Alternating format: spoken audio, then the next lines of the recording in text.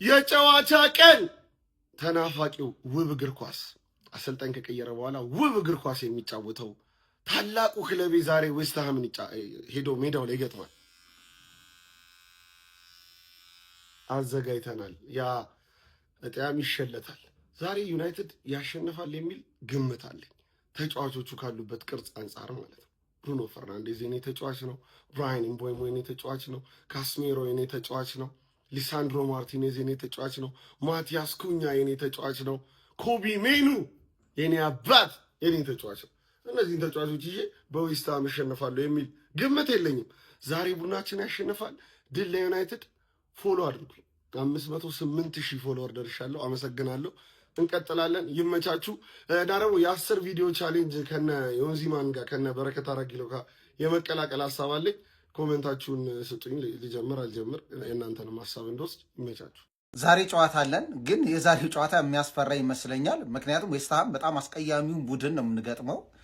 እጅግ በጣም ከፍተኛ ፈተና እንደሚገጥመን ነው የማስበው።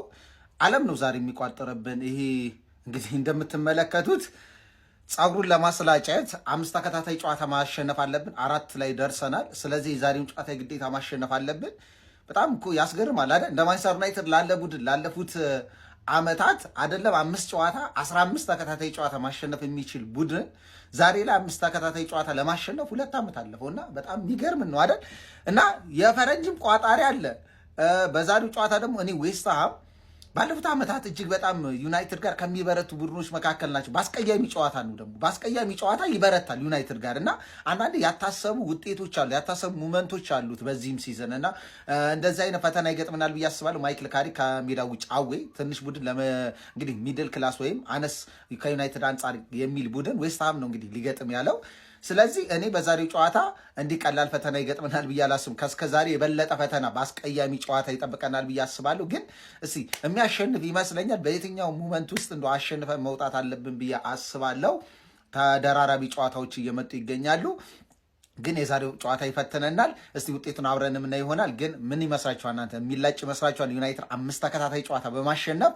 ይህ እንግዲህ የምትመለከቱት ሰውዬ የሚላጭ ይመስላችኋል ወይስ በዛሬው ጨዋታ ምን ሊፈጠር ይችላል ብላችሁ ታስባላችሁ? አስተያየታችሁን አካፍሉ። ራስታ ሁነን ገብተን መላጣ ሁነን የምንወጣበት ጨዋታ ዛሬ ምሽት 5 ሰዓት ላይ ከዌስትሃም ጋር ይካሄዳል ማለት ነው። በጣም የሚገርመው ግን ይሄ ልጅ ምን ያክል ተጽዕኖ እንደፈጠረ ማለት ነው። ጭራሽ ማይክል ካሪክንም ጠይቀውታል። ያንተውትና ፕሪሚየር ሊጉላ ማለት ነው የቆረጣ ቀን ምናምን ብሎ ኦፊሻል ፔጁ ላይ ፖስት አድርጓል ማለት ነው። ይሄ ደግሞ 433 ላይ ያገኘሁት ማለት ነው። እንዲሁ ነን ገብተን ተመልጠን የምንወጣበት ጨዋታ ነው። ድል ለኃያሉ ክለባችን ማንቸስተር ዩናይትድ። ግሎሪ ግሎሪ ማን ዩናይትድ። ጀማ እንዴት አደራችሁ? ሰላም አደራችሁ? ዛሬ አንድ የመጨረሻ ተልእኮ ሚሽን ኢምፖሲብል የሚል አንድ አጠር ያለ ፊልም የሚወጣው በእግር ኳስ ታሪክ ውስጥ ኩነት ይካሄዳል። እሱም ምንድነው? ተርፌኮ ያ ሰውዬው ጸጉሩ ሊቆረጥ ነው። ዛሬ ካሸነፈች ጀሙ ጸጉሩ ሊቆረጥ ነው።